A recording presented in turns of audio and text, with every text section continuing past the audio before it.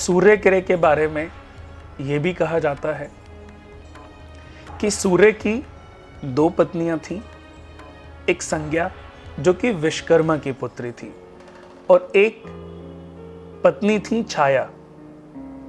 सूर्य का तेज जब विश्वकर्मा पुत्री संज्ञा सहन नहीं कर पाई, तब उन्होंने ब्रह्मा जी की आराधना की। ब्रह्मा जी ने उनको कहा कि आपको तप मेडिटेशन करके ही अपनी शक्तियों को इतना बढ़ाना होगा ताकि आप सूर्य देव की तेज को सहन कर पाएं।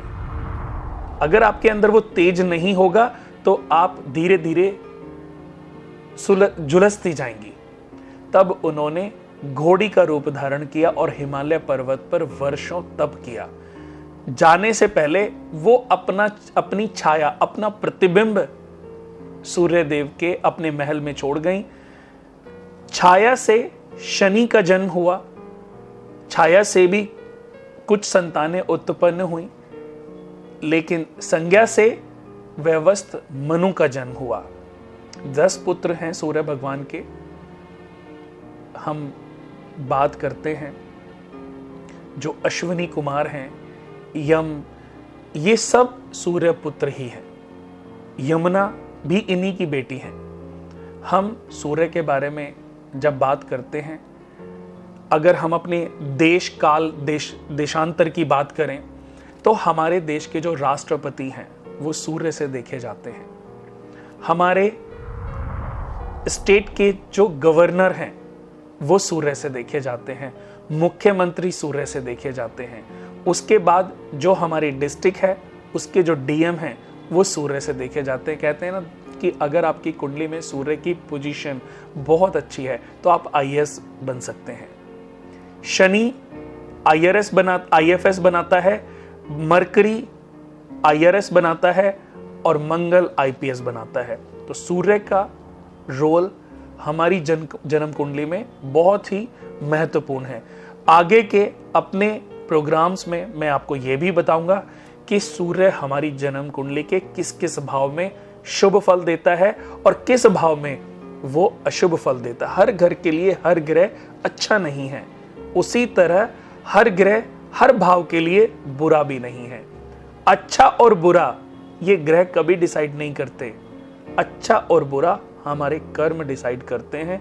इसलिए जब आप कुछ भी करते हैं तो करने से पहले 100 बार सोचें कि जाने अनजाने आपसे कुछ गलत तो नहीं हो रहा, क्योंकि जब आपसे गलत हो रहा है या होगा तो उसका परिणाम भी आप ही को भुगतना पड़ेगा। आज आपको उपाय करने की आवश्यकता क्यों पड़ रही है? आज आपके घर में परेशानी है, मुसीबतें आई हुई हैं, आपके कुछ सुख साधन आपको नहीं मिल रहे, आपकी तरक्की नहीं हो रही। हर चीज के पीछे आपके अपने कर्म हैं। लोग कहते हैं मेरा सूर्य खराब है, सूर्य की महादशाई, सूर्य ने मुझे बर्बाद कर दिया। पर आपने कभी ये जानने की कोशिश की कि आपका उस समय पर जन्म क्यों हुआ जब सूर्य मेष राशि में थे? हर महीने सूर्य 30 अंश एक राशि में 30 दिन तक रहते हैं।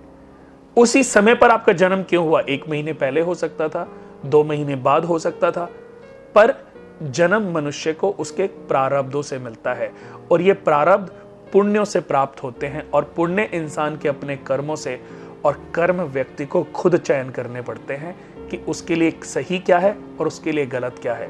बहुत लोगों को इस बात की गलतफहमी रहती है कि माँ बाप की सेवा करना, परिवार का पालन पोषण करना, ये मेरे लिए बहुत अच्छा कर्म है। अगर आप इसको अपना कर्म मानते हैं तो फिर आपके कर्तव्य कौन से हैं, आपके दायित्व कौन से हैं, आपके फर्ज कौन से हैं? आपको ये पहले समझना पड़ेगा कि आपके कर्तव्य क्या हैं, आपके दायित्व क्या हैं। जब आपको ये समझ आ जाएगा तब आपको पता चलेगा कि मेरे लिए कर्म क्या है।